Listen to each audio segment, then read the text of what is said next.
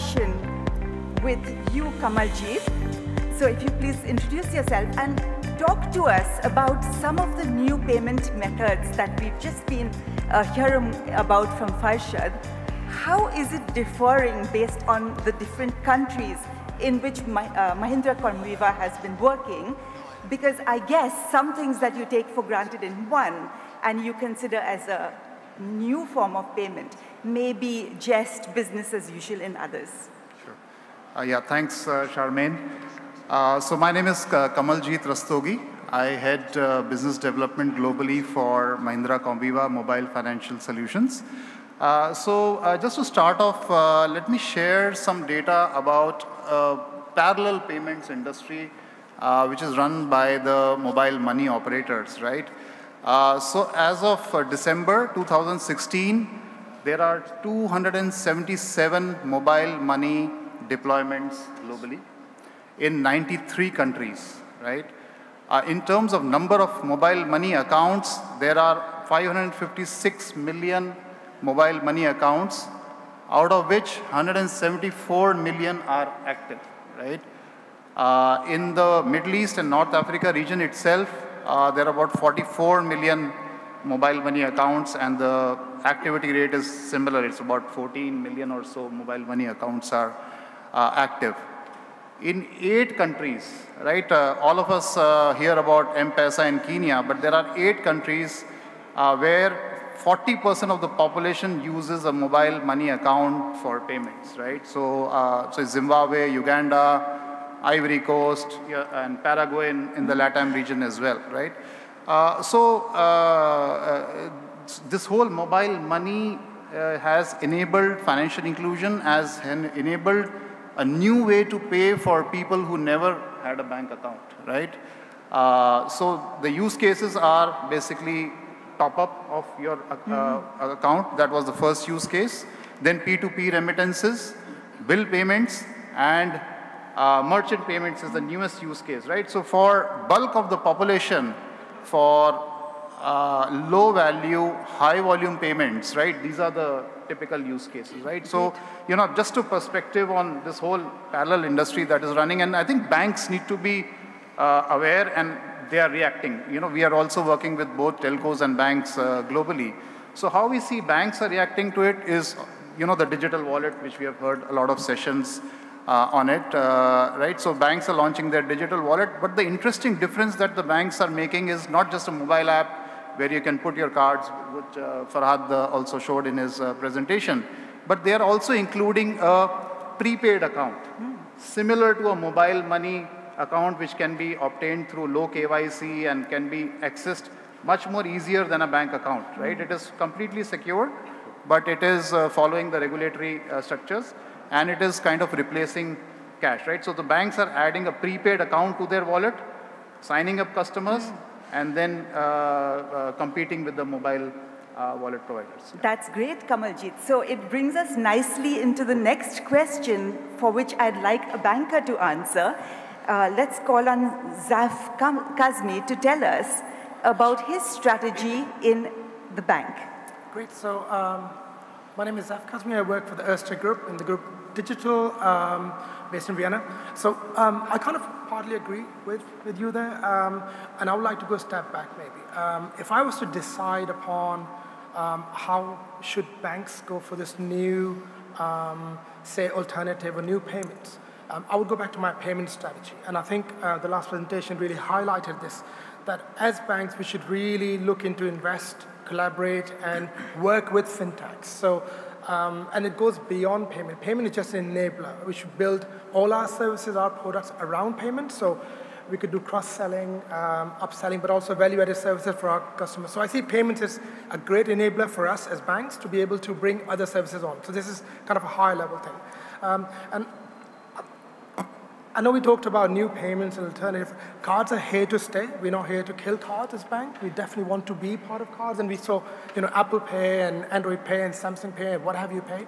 But I think the real future is heading towards remote payments, in-app payments, and the day is not far when we'll be seeing in-app, in-store payments. So Apple will go out and so these physical POS terminals might not disappear, but start to, so we also need to be aware of that. So from our side as a bank, I see all this new kind of funky stuff coming in, but I think for me as a banker, I would like to really keep my hands in hand with fintechs, looking at all these platforms that are coming in, and not becoming this backhand infrastructure provider like we might if we don't do anything today. That's great. So in addition to these two perspectives, I'd like to invite Mr. Simon Haslam to give us his views as Group CEO of Network International. Can you talk to us a bit about some of the new things we are seeing, like the spread of IoT? What does it mean if our devices start taking payments automatically? And also a bit about the merchant view, because you have such a great take on that. Yeah, thanks, Charmaine. So I read something the other day that there will be in the region of 34 billion Internet of Things, internet-connected devices by 2020, which is about 4 for every single person in the world. And I think the role of the banks and the payment processors here is the bank needs to decide, is it just providing the dumb rails on which these payments roll across, or is it being a lot more proactive in the way that it manages those payments and the data. And really the data is the key to everything here, because the processors and the banks are gathering so much data about customer spending habits, where they spend it, and what they need to do is figure out how they can take all that information and use it to help their customers, whether that's the issuing banks encouraging and pushing offers out to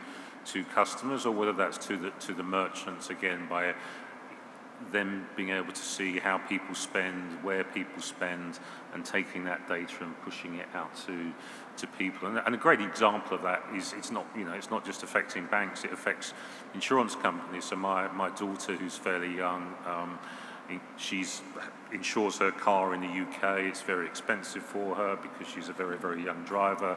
They're prone to crashes.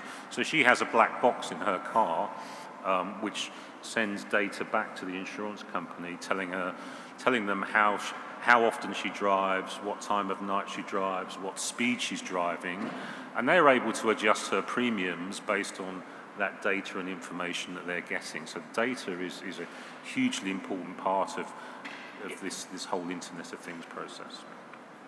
That's great. Thank you so much. We'll come back to some of the points that we've discussed later, but I just want to touch on some of the things that Mr. Mohammad Mazahari, CEO of Tosan Techno, has been doing in Iran, like the collaborations between FinTech. And also, I'd like to invite you, Mohammad, to talk to us about the customer aspect of these new payment services. How does it really work? Are you seeing that they are helping you to create better customer interactions? Okay, thank you very much. I am Mohammad Mazahari, CEO of Tosan Techno. Tosan Group is a technology provider for the banking system. I think whatever the banks are going to do in their digital transformation strategy, they shall take a look and attention to the user experience, reducing the cost, and how they are going to do the innovation. I want to share with you one experience that we have in Iran. A couple of years ago,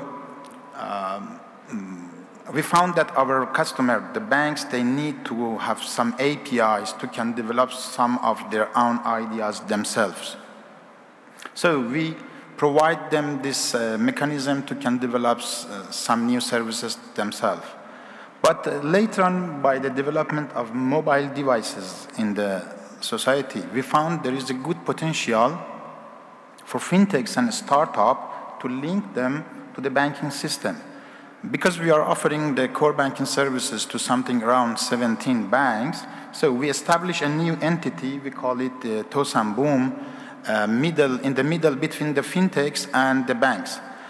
Up to now, something around 20 fintechs already integrate their services to this platform, and at the other side, we integrate 4 banks up to today to this system. So imagine from the perspective of the customer, for a personal finance manager on the startup side, he wants to access his account data, which is in two of these 4 banks, for example. So seamlessly, he has access to his data. Or, for example, another case is the donation. You want to pay donation, you have account in more than 1 bank. So this is a marketplace that we are working on that to expand on the banking side, to bring more banks on the platform. And I think around 60 startup by today, they are in the line and working to integrate the solution to such a system. So it's amazing as an example for FinTech and startup and collaboration between actually different stakeholders. That's a great example indeed. And now I just want to open it up further to talk about what mobile operators are doing. And I'd like to invite Sammy Tuffaha, the Director of Digital Payments, Etisalat, to talk to us about 2 things, really. First of all, to further tell us a bit about this idea of customer engagement, because, you know, as a mobile operator, you have a specific bond with so many customers, probably more than banks sometimes. So customer engagement in terms of the new products you're launching, and also to tell us a bit more about the role you see social channels playing, for example, in P2P payments. Okay, thank you, Charmaine. Basically, there's always a misconception of connecting technology to different kinds of payments. In my view, things are very simple and a lot more easy to access than people make it. Today, we have 90% of the technology that we need to really have the best payment solutions in the world. It's just we need to use innovation to make it happen. Basically, today, the payment environment breaks into different factors. We have the source of funds. So these are not going to change, whether it's your credit card, your bank, if you have a stored value account that you put money in, even if it's cash. And on the other side, you have your payment channels. So whether you're paying with NFC, SMS, I love what Farshad was saying about convenience. So whatever works for that market, for some markets in Africa, probably USSD is the way people feel comfortable. Some markets we need to go NFC. In the new trend is biometrics. You don't even need your mobile to do your payments. But again, this is just a channel of the interaction interface between the customer and the POS. So it should not be, it's not about the payment. It's just a channel that I select for this market, for this segment. And in the middle, we have our platform that's managing the profiles, and almost everyone in the market today has this wallet platform, has this profile management platform. So going with this is just, we just need to integrate these elements together for each market and for each segment and make things happen. The delay that's happening in the industry is that everyone is competing against each other rather than compete against cash. So once we have the standards, again, as Farshad was saying, we need standards. It should not be a specific company's wallet. Then things will happen more. Going back to the question, our interaction with the clients is really very vital to us. Before we launch any product, we have to do the market research. We have to do the focus groups. We have to see what clients are doing, what clients are needing. And given that we have a really wide base of clients and a lot of segments, usually it's focused about the service we're offering. So each service focuses on a separate segment, and first we need to make sure that this is the right segment for the service. Then we need to make sure is it right offering, is it right app, and is it the right service for these segments. So when we're moving to the social media part, honestly, in the social media P2P, again, if we just break it down to the basic elements, you know, you have a system where you have to register the sender, you have to register the receiver in the service, and then you need the middleware to transmit the transaction at a very reasonable cost.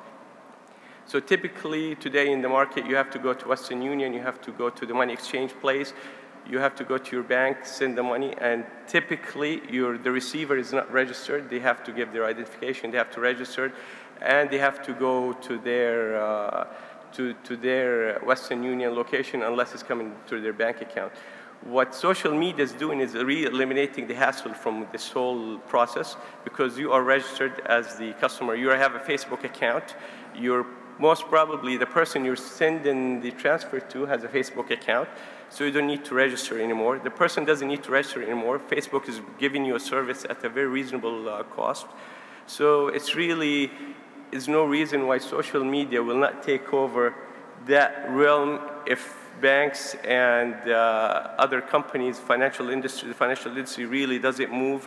And again, have to refer to Farshad's great presentation. If they don't move to start doing something about it and offering exceptional service, offering value-added services on top of that. So basically, we have to integrate these services with our accounts, with our history, with the way we do things, rather than just call it a separate transfer at a high cost and let the social media take it over. Great, Sammy. That's very interesting.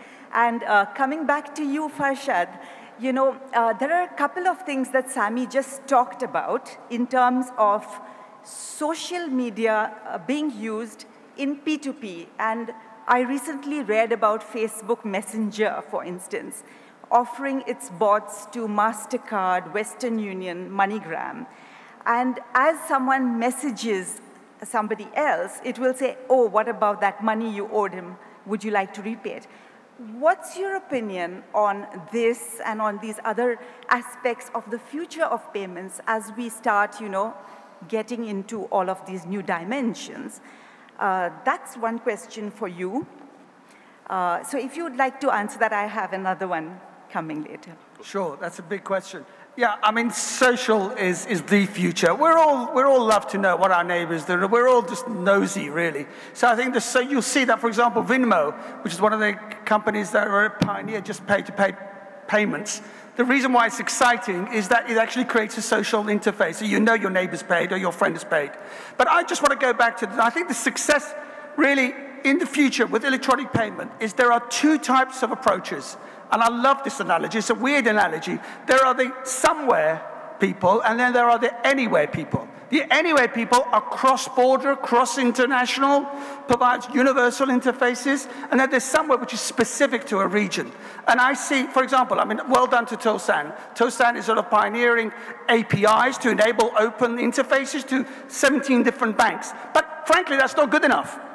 I love to see all banks, I love the Payment Service Directive initiative. I mean, it sounds pathetic, but it's amazing. It's like forcing all the banks in the European Union to open up their APIs to all potential fintechs.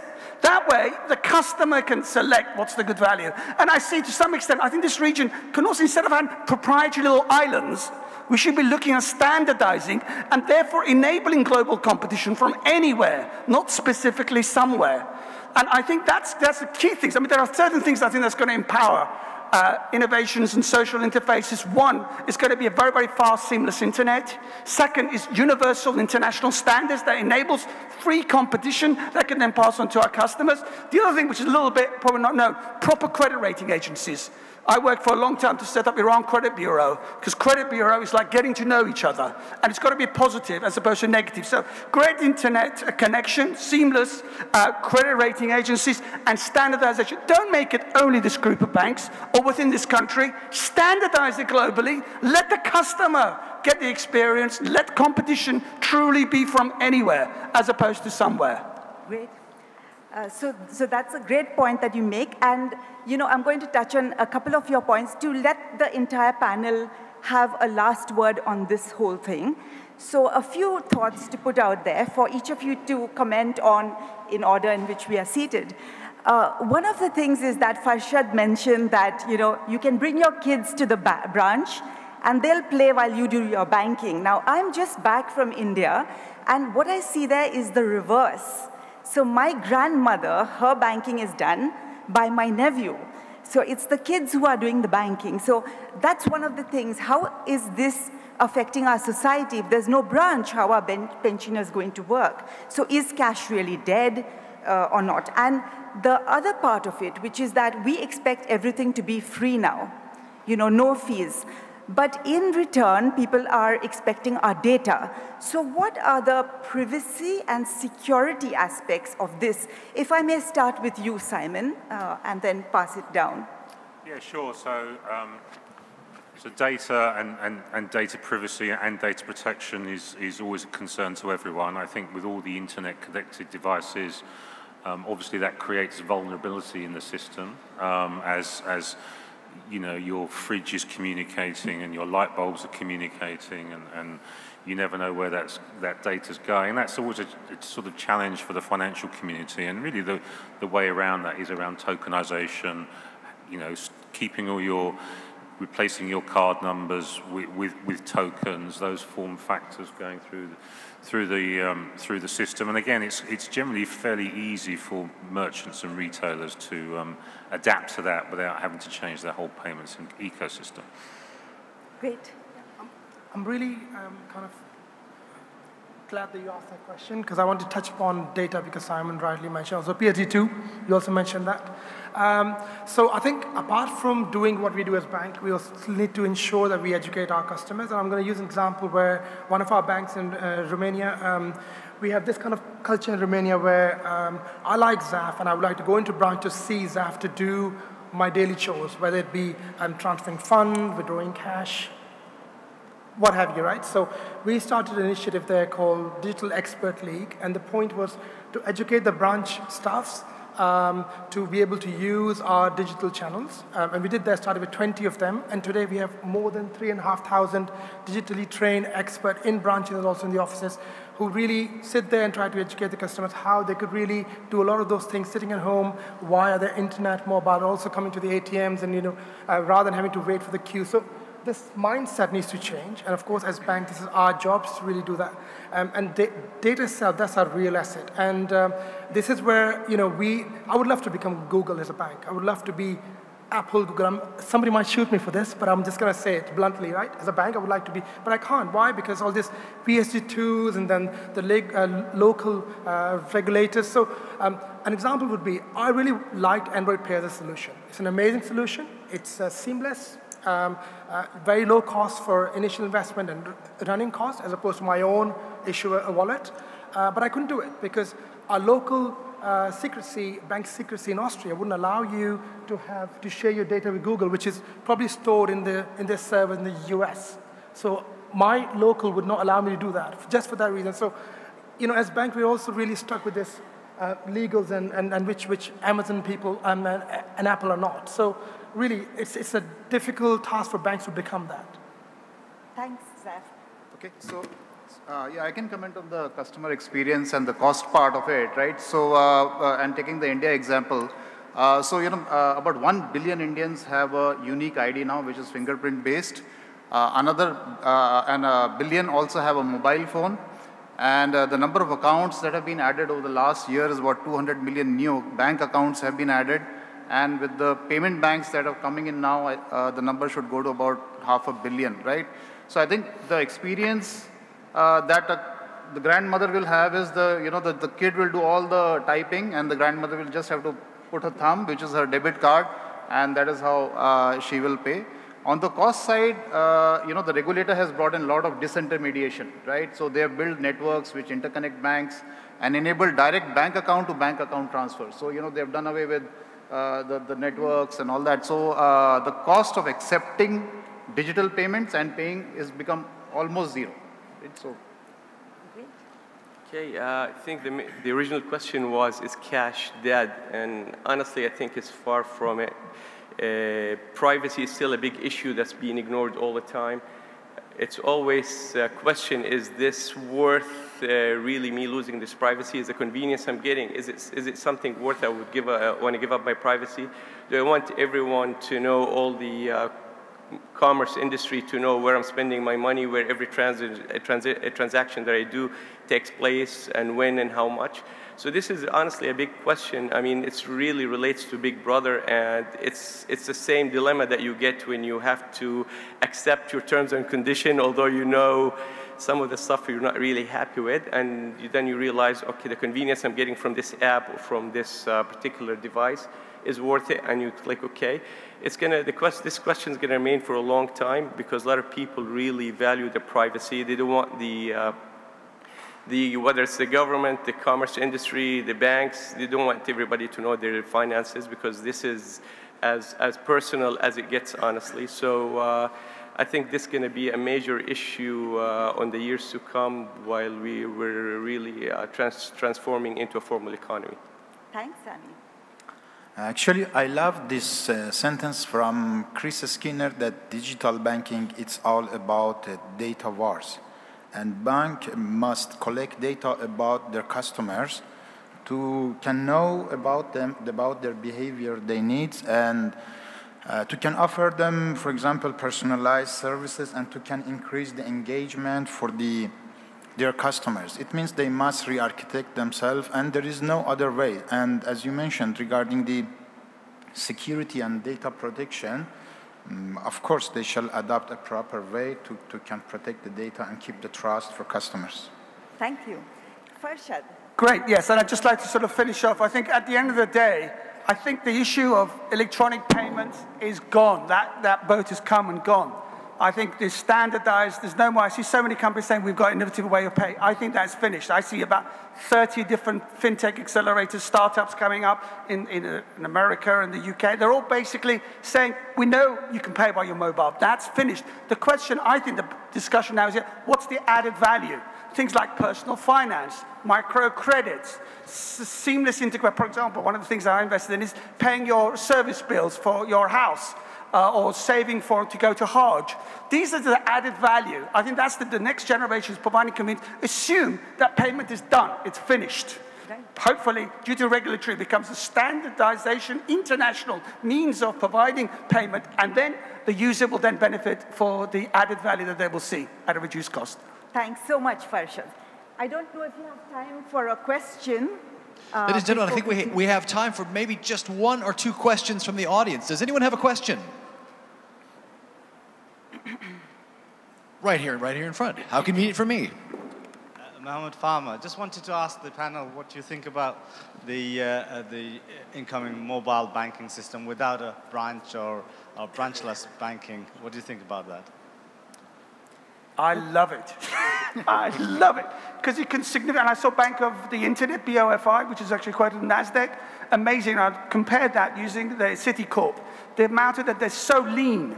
They've got little overheads. They use the very latest technologies. They can be much, much more efficient. However, they do have a credibility issue of can you really trust these branchless? For example, Metro, which has got very, very few in the UK.